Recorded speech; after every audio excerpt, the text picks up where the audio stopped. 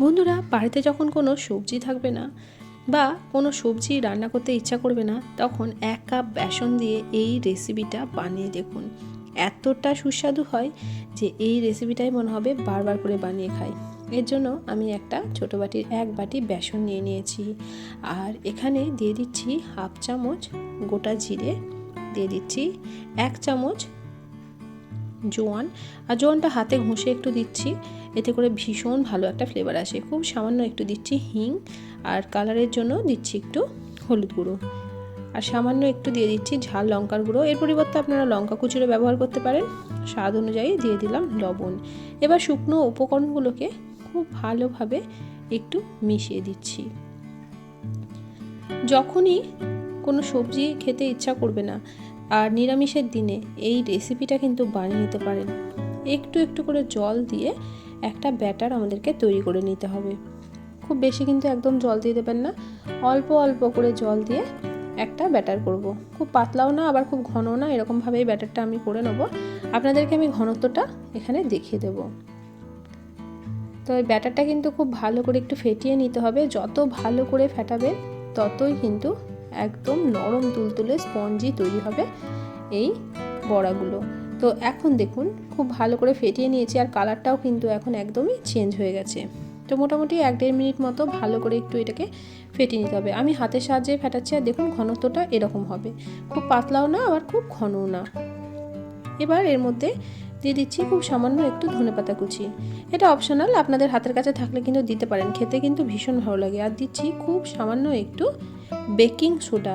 Baking সোডাটা কিন্তু খুব অল্প দিতে হবে, বেশি কিন্তু দেবেন না, তাহলে কিন্তু ভালো লাগবে না খেতে। এমনিতে আমরা এটাকে খুব ভালো করে ফেটিয়ে নিয়েছি, তাই একটু বেকিং সোডা দেওয়ার জন্য এটা কিন্তু ভীষণ স্পঞ্জি হবে। তো আপনারা বেকিং সোডাটা না দিয়েও করতে পারেন। তো বেকিং সোডাটা দেওয়ার পর আবারও ভালো করে এটাকে একটু মিশিয়ে দিলাম।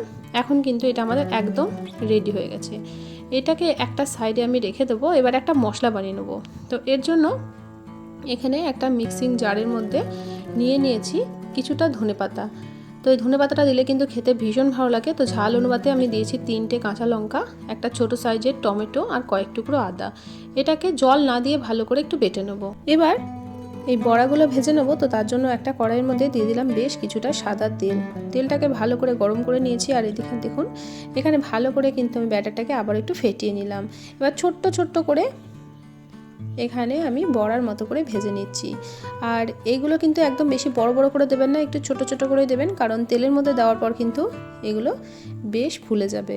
আর দেখছেন তো কতটা সুন্দর নরম হচ্ছে, আর ওপর থেকে কিন্তু ভেসে যাচ্ছে। এটা যত ভালোভাবে ফেটানো হবে ততটাই কিন্তু এগুলো ফ্লাফি তৈরি হবে। আর একবার কিন্তু এই ব্যাটারটা বড়ার মতো করে দেওয়ার পর সঙ্গে সঙ্গে এটাকে নাড়াচাড়া করবেন না, কিছুক্ষণ পর এটাকে এরকমভাবে একটু উল্টে দিতে হবে। তো একটা পাশ কিন্তু হয়ে গেছে, আর দেখুন কতটা সুন্দরভাবে হয়েছে। প্রত্যেকটা বড়াই কিন্তু একদম ফুলে ফুলে উঠে গেছে। তো এভাবে একটু উল্টে পাল্টে একটু লালচে করে ভেজে তারপর আমরা তুলে নেব। আর গ্যাসের ফ্লেমটা লো টু মিডিয়ামে রাখতে হবে। লো টু মিডিয়াম ফ্লেমে রেখে এগুলোকে ভেজে নিতে হবে। তো দেখুন আমি এরকমভাবে একটু খুন্তি দিয়ে একটু নাড়াচাড়া করে এটাকে ভেজে নিচ্ছি। এখন কিন্তু এগুলো আমাদের ভাজা হয়ে গেছে। এবার এগুলোকে আমরা তেল ঝরিয়ে তুলে নেব।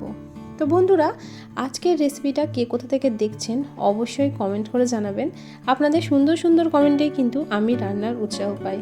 রেসিপি ভালো লাগলে প্রিয়জনদের সঙ্গে শেয়ার করতে কিন্তু ভুলবেন না। তো একই রকমভাবে আমি দুটো ব্যাচে ভেজে নিয়েছিলাম, তো এটা আমি তুলে নিলাম।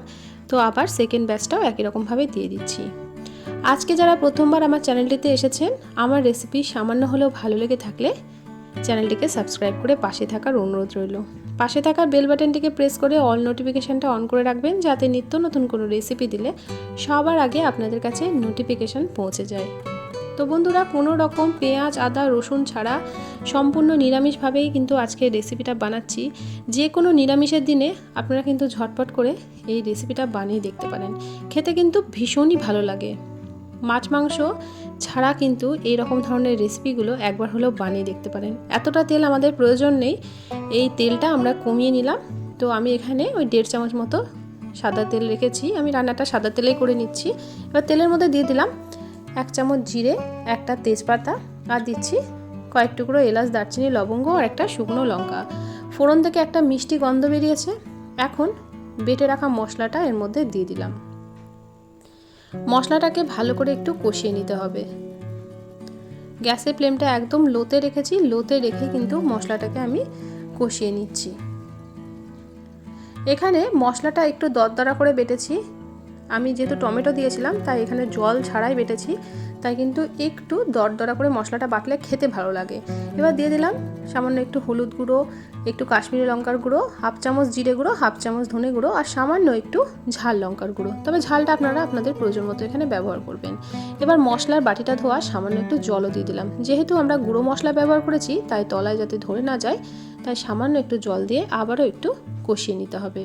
মশলাটা খুব ভালো করে কষাতে হবে যাতে মশলা থেকে সুন্দরভাবে তেল ছেড়ে যায় আর এই মশলা থেকে আদার কাঁচা গন্ধটাও যেন চলে যায়। তো এখন দেখুন মশলাটা আমাদের খুব সুন্দর করে কষানো হয়ে গেছে। এবার এখানে নিয়েছি 2 চামচ ফেটানো টক দই। টক দইটাকে আমি ভালো করে ফেটিয়ে নিয়েছি। তো এখন গ্যাসের ফ্লেমটা একদম লোতে করে টক দইটা এই মশলার মধ্যে দিয়ে দিলাম।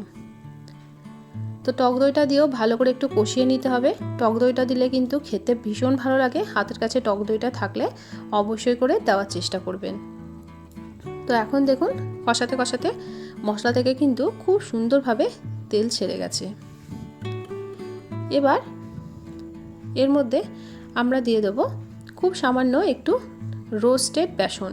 আমি আগে একটু বেসন ড্রাই রোস্ট করে রেখেছিলাম, সেই বেসনটা আমি 1 চামচ দিয়ে দিলাম। এতে করে গ্রেভিটা খুব ভালো হয়। গ্রেভিটা এই বেসনটা দেওয়ার জন্য কিন্তু ভীষণ ভালো লাগে খেতে, তবে অবশ্যই করে একটু ড্রাই রোস্ট করে একটু বেসনটা ব্যবহার করবেন, তাহলে কিন্তু খেতে ভীষণ ভালো লাগবে। তো বেসনটা দিয়ে আবারও একটু এর মধ্যে কষিয়ে নিলাম। এবার দিয়ে দিচ্ছি আমরা স্বাদ অনুযায়ী লবণ, আর টেস্টের ব্যালেন্সের জন্য দিয়ে দেবো সামান্য একটু চিনি। চিনিটা কিন্তু অবশ্যই দেবেন, কারণ এর মধ্যে আমরা টক দই আর টমেটো দুটোরই যেহেতু ব্যবহার করেছি, তাই এখানে টেস্টের ব্যালেন্স হবে। চিনিটা দিলে কিন্তু খেতে ভীষণ ভালো লাগবে, মিষ্টি হবে না, তবে টেস্টের একটা ব্যালেন্স হবে। তো এখন খুব ভালো করে মশলাটা কষানো হয়ে গেছে। এবার দিয়ে দিচ্ছি আমরা গরম জল। তো আমি এখানে বড় কাপের 1 কাপ গরম জল দিয়ে দিলাম। এখানে কিন্তু গরম জলটা দেওয়ার চেষ্টা করবেন, এতে করে কিন্তু খেতে ভীষণ ভালো লাগবে। তো এখন ভালো করে ঝোলটাকে আমাদেরকে ফুটিয়ে নিতে হবে। এখন দেখুন ঝোলটা খুব ভালোভাবে ফুটে গেছে। এবার এখানে আগে থেকে ভেজে রাখা বেসনের বড়াগুলো দিয়ে দিচ্ছি। এবার বেসনের বড়াগুলো দিয়ে দেওয়ার পর কিন্তু বেশিক্ষণ এটা ফোটানোর দরকার নেই, কারণ এটা তাহলে ভীষণ নরম একদম ভেঙে যাবে বেসনের বড়াগুলো। তো এটাকে কিছুক্ষণের জন্য এর মধ্যে একটু নাড়াচাড়া করে দিলাম। তো এবার দিয়ে দিচ্ছি একটু গরম মশলা। তো আমি একটু শাহি গরম মশলার ওপর থেকে দিয়ে দিলাম, আর দিয়ে দেবো সামান্য একটু ঘি। যেহেতু নিরামিষ রান্না, ঘি গরম মশলাটা দিলে কিন্তু খেতে ভীষণ ভালো লাগে। আর সব শেষে দিয়ে দিচ্ছি কিছুটা ড্রাই রোস্ট করা কাসুরি মেথি। এর পরিবর্তে আপনারা কিন্তু এখানে ধনেপাতাও দিতে পারেন। তো সব উপকরণগুলোকে ভালোভাবে একটু নাড়াচাড়া করে দিয়ে গ্যাসের ফ্লেমটা আমরা বন্ধ করে দেবো। খুব বেশি কিন্তু এটা ফোটানোর কোনো প্রয়োজন নেই। একটু ফুটিয়ে নিয়েছি, এরপর বন্ধ করে দিয়ে ঢাকা দিয়ে কিছুক্ষণ স্ট্যান্ডিং টাইমে আমরা রেখে দেবো। তো খুব বেশিক্ষণ কিন্তু না, আমি কিছুক্ষণের জন্য একটু ঢাকা দিয়ে রেখে দিয়েছিলাম। এখন গ্যাসের ফ্লেমটা বন্ধ করে 5-6 মিনিট মতো স্ট্যান্ডিং টাইমে রেখে আপনাদেরকে এবার দেখাচ্ছি। তো এখন দেখুন বড়াগুলো কিন্তু একদম ঝোলটা অ্যাবজর্ব করে নিয়ে কতটা ফুলে গেছে, একদম ডবল হয়ে গেছে। তো এবার এটাকে আমরা পরিবেশন করে নেবো। আর দেখুন দেখতে কতটা লোভনীয় লাগছে। বন্ধুরা, প্রত্যেকটা বড়া কিন্তু একদম নরম তুলতুলে স্পঞ্জি আর জালিদার হয়েছিল। একবার হলেও এটা বানিয়ে দেখবেন, খেতে কিন্তু অসাধারণ লাগে। তো এবার এটাকে আমরা সার্ভ করে নেব। আর এর জন্য আমি একটা সার্ভিং প্লেটের মধ্যে এরকমভাবে আমি সার্ভ করে নিলাম। একবার হলেও এই রেসিপিটা বন্ধুরা বানিয়ে দেখবেন, খেতে এতটা অসাধারণ হয় যে একবার আপনারা বানিয়ে খেলে বারবার করে এটাই বানাতে ইচ্ছা করবে। তো বন্ধুরা, আজকের রেসিপি কেমন লাগলো অবশ্যই কমেন্ট করে জানাবেন। রেসিপি সামান্য হলেও ভালো লেগে থাকলে প্রিয়জনদের সঙ্গে শেয়ার করতে কিন্তু ভুলবেন না। আমার চ্যানেলে নতুন বন্ধু হয়ে থাকলে চ্যানেলটিকে সাবস্ক্রাইব করে পাশে থাকার অনুরোধ রইল। আজকের মতো আসি, দেখা হবে অন্যদিন অন্য একটা রেসিপির সাথে। সবাই ভালো থাকবেন, সুস্থ থাকবেন, সাবধানে থাকবেন। রেসিপিটি দেখার জন্য সকলকে অসংখ্য ধন্যবাদ।